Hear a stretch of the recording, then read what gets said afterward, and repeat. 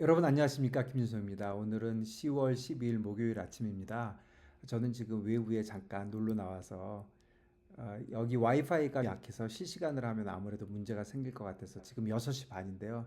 지금 녹화를 해서 8시 반에 뭐 라이브는 아니고 녹화분 라이브인가요? 그렇게 해서 내보내도록 하겠습니다. 여러분, 최근 시장이 약간 뭔가 변화가 있는 것 같아요. 제 생각에는 변화의 시작인지 뭐 잠깐 헷갈리게 하는 건지도 모르겠지만 뭔가 변화가 있어 보이는데요. 그런 변화에 대해서 좀 말씀드려 보고 싶습니다. 여러분, 이거 한번 보시죠. 결국 변화의 시작은 연준 금리 고점이 지났는지가 다시 관건이 되고 있는 것 같습니다. 제가 왜 이런 말씀 드리냐면 이게 에코티 한 달하고 이어 투 데이트 체인지인데요. 지난 한 달 동안 S&P, 나스닥, 뭐 유로, 니케이, 뭐 중국, 항생, 타이완 뭐 다 빠졌거든요. 타이완은 안 빠졌네요. 타이완만 안 빠지고 사실 그 지난 한 달 동안은 코스피가 제일 많이 빠졌습니다. 그리고 보면은 아직도 이어 투 데이트로는 나스닥은 30%가 넘게 있고요. 니케이도 20% 넘게 있고 우리는 지금 9.6%. 그다음에 타이완하고 우리는 비슷했는데 최근에 좀 벌어지면서 타이완이 좀 많이 오르고 우리는 많이 내리고 그런 상황입니다.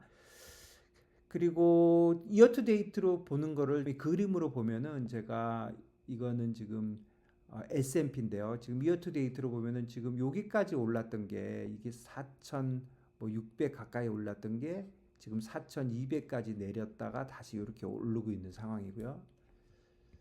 뭐 나스닥도 비슷하죠. 나스닥도 14,000 이상에서 갔다가 13,000에서 걸리면서 지금 여기까지 와서 13,600 정도 돼 있는 것 같고요.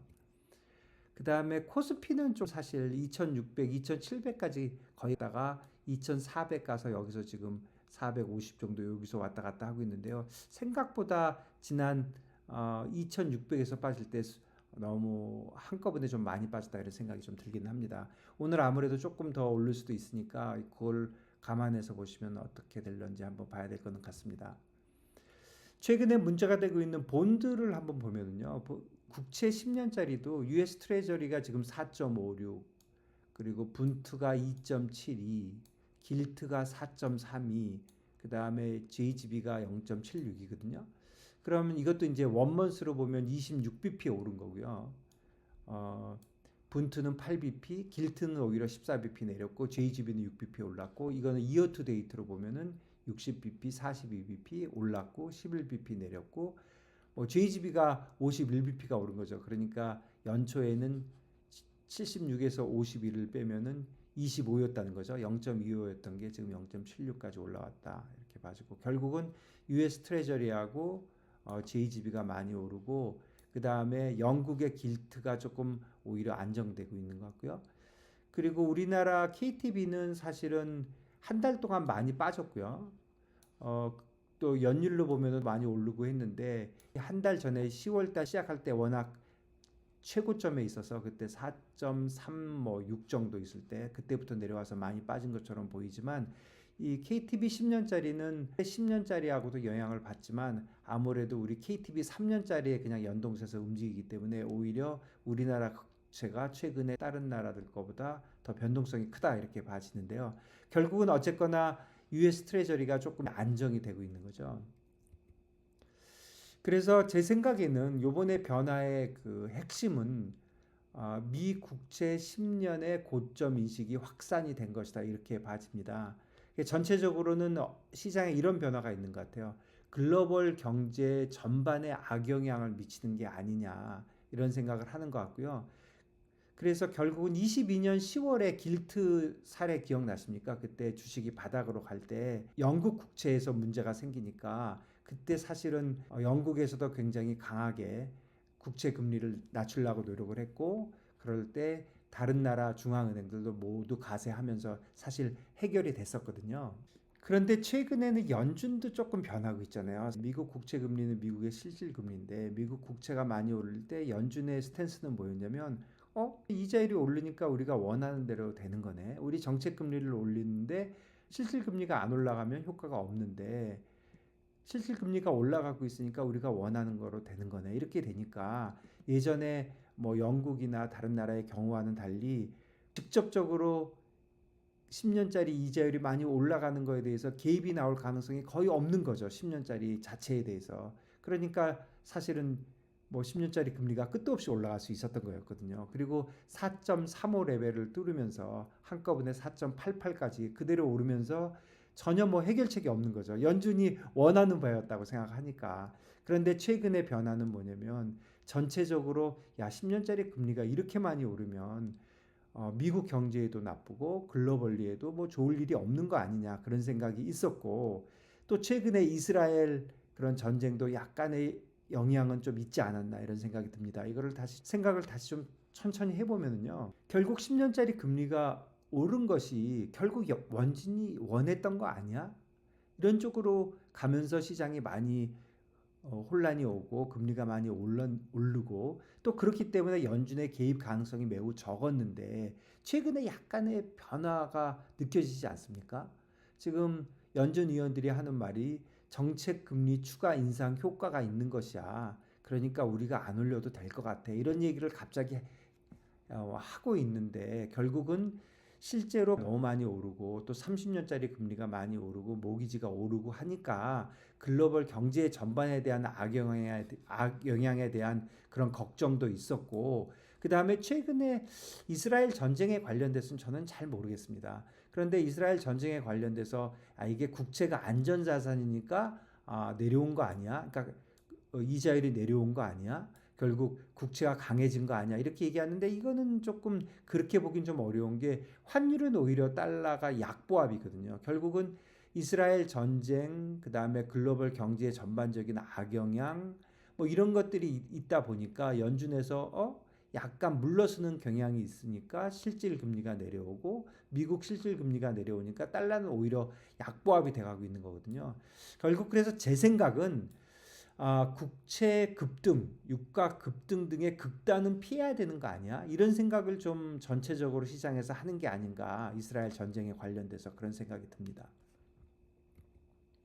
그래서 결국 시장의 포커스는 연준의 횡보에 달려 있는 거고요.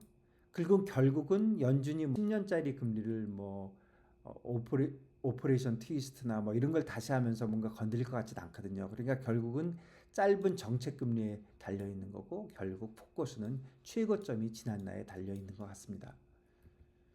그래서 지금 패드워치를 좀 보시면요. 제가 패드워치를 그냥 조금 전에 스크린에서 띄어서 보인 건데요. 이거는 지금 11월이거든요. 11월은 지금 91.4%입니다. 올리지 않을까. 그 다음에 지금 이건 12월이거든요. 12월에 72.2%가 오르지 않을 거다. 이렇게 이제 보고 있는 거죠. 많이 변했죠. 그리고 이게 내년 1월에도 지금 70%. 그래서 이 비슷하게 가다가 결국엔 내년 말에는 지금 제일 많은 게 4.75 정도거든요. 그러니까 지금보다 약 75bp 정도 내린다. 이렇게 보고 있는 것 같습니다. 그리고 어젯밤 시장은 PPI가 예상보다 좀 핫하게 나왔고요. 결국은 에너지 가격 상승 여파가 있었는데 그래도 선방한 거 아닌가 이런 얘기를 하는 것 같아요. 근원 PPI가 안정됐기 때문에 그런 것 같고요. 그래도 전체적으로 보면 그 스티키한 인플레이션이 끝났다고는 보기 어렵다. 이렇게 판단하는 게 맞는 것 같고요. 결국은 오늘 저녁에 발표되는 CPI가 더 중요하게 됐습니다. 그리고 어제도 연준 위원들이 제가 안정화라고 썼는데요. 이제 비둘기라고 안 쓰고 결국 연준 위원들이 조금 시장이 너무 극단적으로 움직이는 게 좀 싫어하는 쪽으로 조금 분위기 변화가 있는 것 같습니다. 그래서 과도한 타이트닝에 대한 우려를 얘기하고 금리 인상을 중단하는 듯한 그런 발언을 하면서 연준 위원들의 안정화되는 발언들이 있었다. 그리고 어젯밤에 중요한 거는 유가가 그래도 어느 정도 안정되고 있다. 이런 게 중요해 보이고요. 어제 시장 하루치만 좀 보면은 우선 아시아에서는 전부 다 올랐죠. 니케이도 0.6 올랐고 항생도 1.29, 중국도 올랐고 우리가 좀 많이 올랐죠. 그런데 우리가 그저께 조금 많이 빠졌기 때문에 그런 것에 대한 보상이 좀 있었던 것 같고 약간 흔들렸던 시장의 심리가 약간 돌아왔다 이렇게는 봐집니다. 그리고 미국 시장은 이런 식으로 내렸다가 이렇게 다시 다 커버하는 그런 시장이었습니다.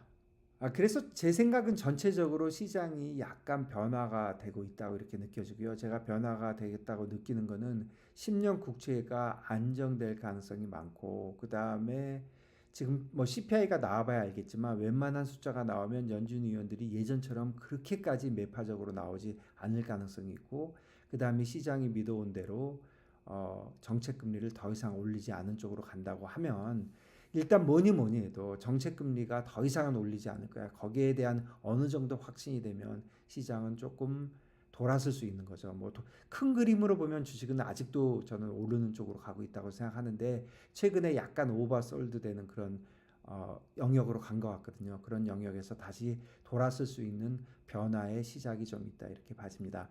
오늘 제가 그 라이브로 하지 못하고 이렇게 녹화해서 보내드렸는데요. 다음 주에는 다시 라이브로 찾아뵙도록 하겠습니다. 여러분들 시청해 주셔서 감사합니다.